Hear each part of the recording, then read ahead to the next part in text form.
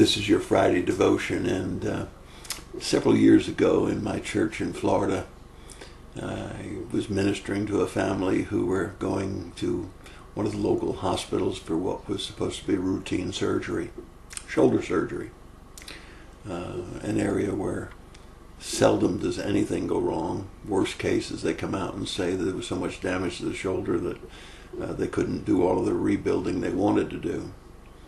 I remember getting up particularly early that day because it was in Tampa, and it was going to be a half an hour to 45 minutes to get to the hospital, and the surgery was scheduled for 7:30, which meant that before pre-op I'd have to be down at the hospital by at least 7 o'clock, maybe even earlier than that. And so I remember going down. I remember catching up with the patient in the pre-op area. I remember praying with the patient. I remember joking around with the patient. Patient was not old. Patient was not in bad health, and went out for what should have been a routine wait in the waiting room with the husband. Now, let's face it, major surgery is any time it's on you. Minor surgery is any time it's on somebody else. And so I saw this as minor surgery. I saw this as a very low-risk surgery. And I was joking and cutting up with the husband. We had coffee and donuts that they brought into the waiting room. And time went by, and it was longer than what the surgery was scheduled for. More time went by, and we knew for certain she had gone into surgery unscheduled because I was in the pre-op area, and they literally wheeled her to the operating room in my presence. By the time we were 2 hours past the surgical time and had heard no word from the doctor, we began to inquire what the problem was. And after just a short time, they called out. They didn't come out, they called out. And they asked to speak to the husband. And then we waited another half an hour, and we went into a little room to wait for the doctor to come in and give us a report. He came in with a very somber face, and he said, "We haven't been able to wake your wife up, and we're not really sure what the problem is." Most of the rest of the day went by when I stayed with the husband, and we waited for additional word. And after weeks, we found out that they had used a new procedure on her. They had used a new kind of injection. They had used a new way of monitoring her blood pressure and a new position for her to be in to do the shoulder surgery. The end result was that not enough blood was flowing to the brain. They didn't catch it because they were monitoring in the wrong place. One doctor blamed it on the injection, which was experimental. Another doctor blamed it on the fact that technician that was supposed to be watching the blood pressure was not in the room when he was supposed to be. Another doctor blamed it on the fact that they were using a new procedure and that they were monitoring the blood pressure at the wrong place. The end result was still the same. This lady, who had been in good health, relatively young, routine shoulder surgery, died. And you say to yourself, trust. What does it really mean? Well, Psalm 31 verses 14 through 16 says, "But as for me, I trust in you, O Lord. You are my God.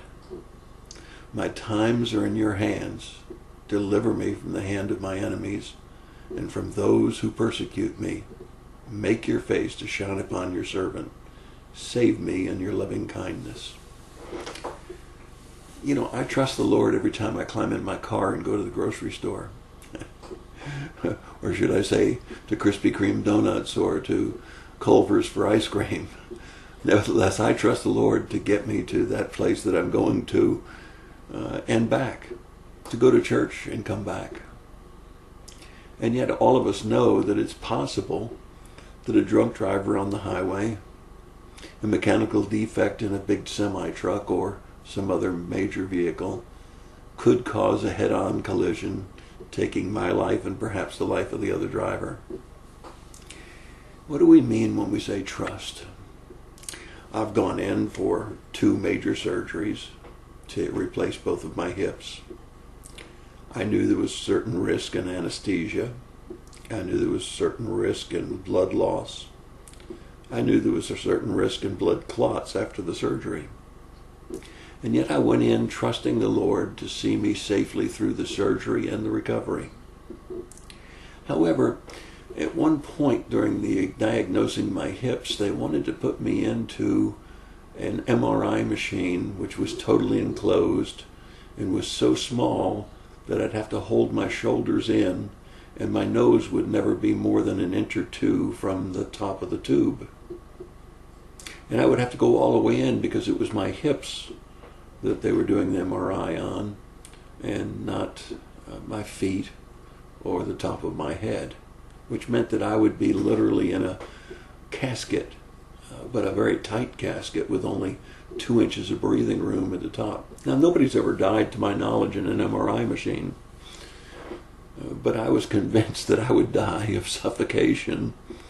And if I didn't die of suffocation, I would die of fright of being in this tube, because I have a mild form of claustrophobia.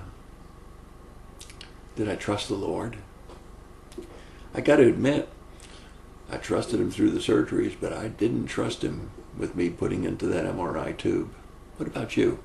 Have there been times in your life when you haven't trusted him? When you said, I just can't do this? Well, I think if we got honest, there's lots of times that we get into that state. We don't believe God can do what he needs to do. Maybe because it's much more difficult than getting somebody safely through an MRI test. But we don't trust God like we should. Maybe we should ponder more on the God that created the heavens and the earth. The God that formed us and knew us even before we existed. Maybe we should think about this psalm that David spoke. But as for me, I trust in you. O Lord, you are my God. I've done better in recent days with claustrophobia and MRIs and trusting him to see me through them.